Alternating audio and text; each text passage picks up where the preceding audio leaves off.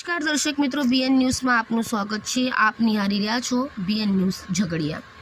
ઝઘડિયાના રાણીપુરા ગામે આવેલ કિંજલ કેમિકલ કંપનીમાં મોલાસીસ ટેન્કના ઓવરફ્લો પાઇપમાં ટ્રકની ટક્કરથી પાઇપ લીકેજ થતાં અફરાતફરી સર્જાઈ। ધડાકા સાથે પાઇપ લીકેજ થતાં આખા પ્લાન્ટમાં કેમિકલની વેરણછેરણ થઈ। કેમિકલ એટલે હદે વેરણછેરણ થયું હતું કે તે કંપનીની બહાર નીકળી વરસાદી કાંસ મારફતે બાજુના ખેતરમાં જતાં ખેતીને મોટું નુકસાન થવા પામ્યું છે। કંપનીનું આવતું મોલાસીસ તથા પાણી ખેતરોમાં આવતા ખેતીના પાકને નુકસાન થવા ઉપરાંત જમીનની ફળદ્રુપતા ઘટે છે તેમ ખેડૂતોએ જણાવ્યું હતું। ભરૂચ જિલ્લાના ઝઘડિયા તાલુકામાં વિતેલા 2 દાયકાઓ દરમિયાન મોટો ઔદ્યોગિક વિકાસ તથા તાલુકામાં આવેલ જીઆઈડીસીમાં તેમજ જીઆઈડીસી સિવાયના અન્ય કેટલાક સ્થળોએ વિવિધ ઔદ્યોગિક કંપનીઓ કાર્યરત છે। ઔદ્યોગિક કંપની વસાહતોમાં પ્લાન્ટમાંથી કેમિકલ લીકેજ વગેરેની અકસ્માતની ઘટનાઓ વારંવાર બનતી હોય છે તથા ઔદ્યોગિક કંપનીઓ દ્વારા ચોમાસા દરમિયાન વરસાદી પાણીની આડમાં કેમિકલયુક્ત પ્રદૂષિત પાણી જાહેરમાં છોડવામાં આવતું હોવાનું વાતો જનજાહેર છે। ત્યારે હાલ તાલુકાના રાણીપુરા ગામ નજીક આવેલ કિંજલ કેમિકલ્સ નામની કંપની મોલાસીસને સ્ટોર કરી તેનું ટ્રેડિંગ કરે છે। ગતરોજ એક ટ્રક ટેન્કર કંપનીમાં આવી હતી। તે ટ્રક દ્વારા પાઇપની અંદર ટક્કર મારતા ખૂબ મોટા પ્રેશરથી મોલાસીસ પાઇપ દ્વારા લીકેજ થયું હતું, જેના કારણે મોટા પાયે મોલાસીસ વેરણછેરણ થયું હતું। તે પૈકી કેટલું મોલાસીસ કંપનીની બહાર વરસાદી કાંસ વાટે આજુબાજુના ખેતરોમાં જતાં ભારે નુકસાન પહોંચ્યું હતું। આ બાબતે રાણીપુરા ગામના સોહિલ દેસાઈ નામના ખેડૂતોએ આક્ષેપ કર્યો હતો કે કંપની દ્વારા દર વર્ષે ચોમાસા દરમિયાન કેમિકલયુક્ત પાણી જાહેરમાં છોડાય છે અને તે પાણી નજીકના ખેતરોમાં થઈને વહેતું હોવાથી ખેતીના પાકને નુકસાન થવા ઉપરાંત જમીનની ફળદ્રુપતા ઘટે છે।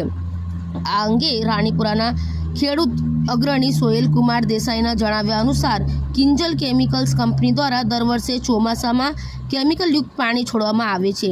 આ સ્થળે કોઈ ગટર બનાવેલ નથી, તેથી ગટરના આયોજન વગર કંપનીએ મંજૂરી કઈ રીતે લીધી એની પણ ખબર નથી અને ચાલુ ચોમાસા દરમિયાન કંપનીએ અવારનવાર કેમિકલ છોડે છે, જે નજીકના ખેતરોમાં ઘૂસી જતું હોય ખેતીને નુકસાન થાય છે। ખેડૂતો દ્વારા કંપનીને વારંવાર આ બાબતે રજૂઆત કરવા છતાં પણ કંપની કોઈ ધ્યાન આપતી નથી। તેમજ જણાવ્યા મુજબ ખેડૂતોએ ગત વર્ષે મામલતદાર, કૃષિ વિભાગ તેમજ જીપીસીબીને પણ રજૂઆત કરી હતી, પરંતુ કોઈ પરિણામ ન મળતા આ કેસ ખોરંભે ચડાવી દેવાયો હતો એવો આક્ષેપ પણ ખેડૂતોએ કર્યો હતો। વળી ગઈકાલે કંપનીનું પ્રદૂષિત કેમિકલ સાથે પાણી નજીકના ખેતરોમાં ઘૂસી જતાં ખેતરોમાં વાવેતર કરેલ કેળના પાકને નુકસાન થયું હતું। આ સ્થળે કોઈ ગટરનું આયોજન થયેલ નથી, પણ કંપની દ્વારા પાણીના નિકાલ માટે ગટર જેવું બનાવી દીધું છે।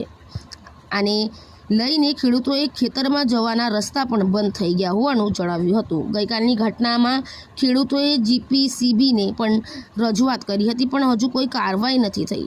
જો આ સમસ્યા હલ નથી થાય તો ખેડૂતો દ્વારા કંપનીને તાળાબંધી કરવાની ચીમકી ઉચ્ચારવામાં આવી હતી। Reporter Malik Sirajuddin, BN news Jhagadia. મારું નામ સોહિલ કુમાર હરેશભાઈ દેસાઈ છે।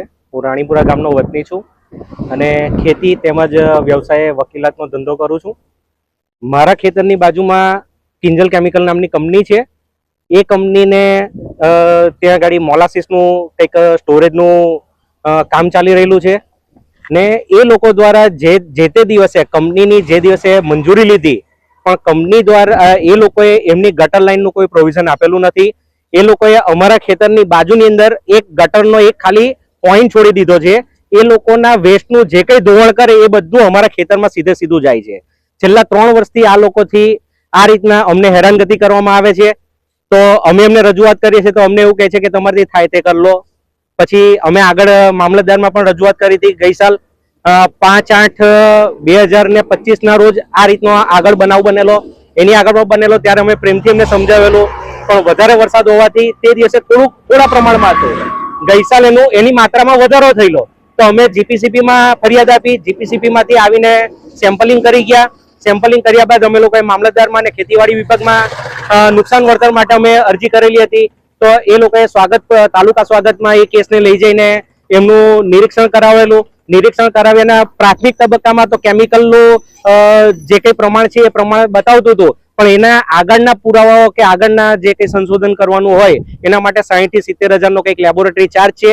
એ કરવો પડે તો એ અમારે કરવાનો આવે અથવા તો સરકારને કરે. હવે અમને તો નુકસાન થયેલું છે એટલે અમારી પાસે તો અમે તો ખેડૂત માણસ પાસે શું મળે?